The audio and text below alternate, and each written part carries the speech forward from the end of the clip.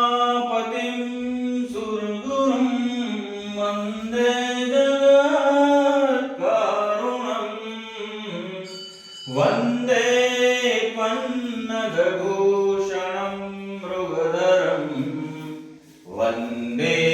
पशूनां पतिं वन्दे सूर्यशशाङ्कवहरिनयनं वन्दे मुकुन्दप्रियं वन्दे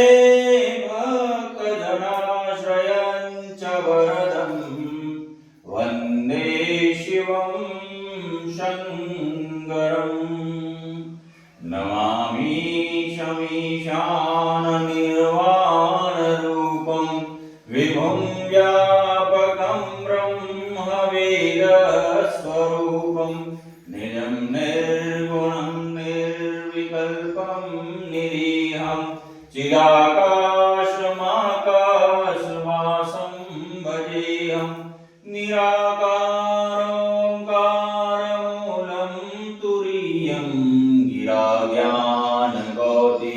तमीशं गिरीशं करालं महाकाल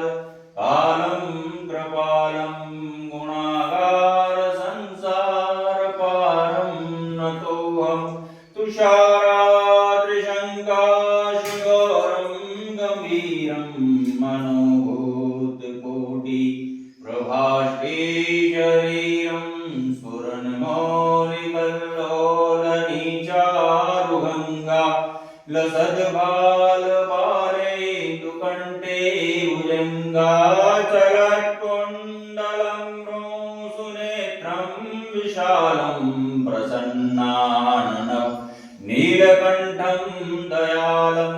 मृगाधीशचर्माम्बरं मुण्डमालं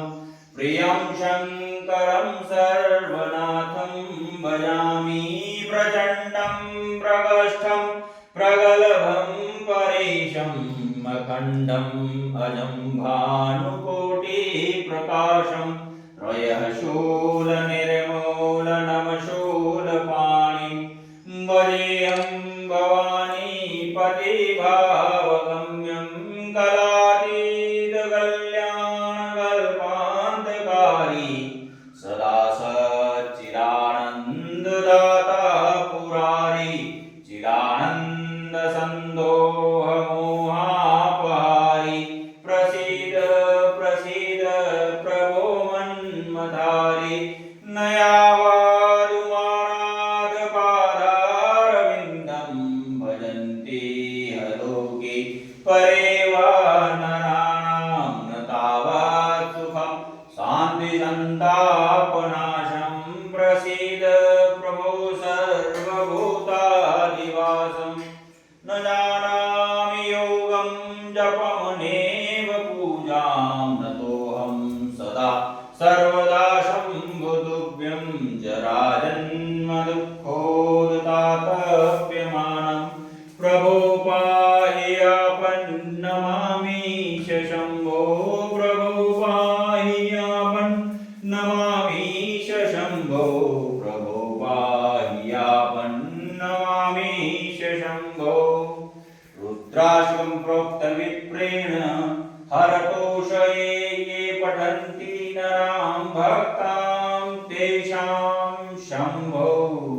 प्रसीद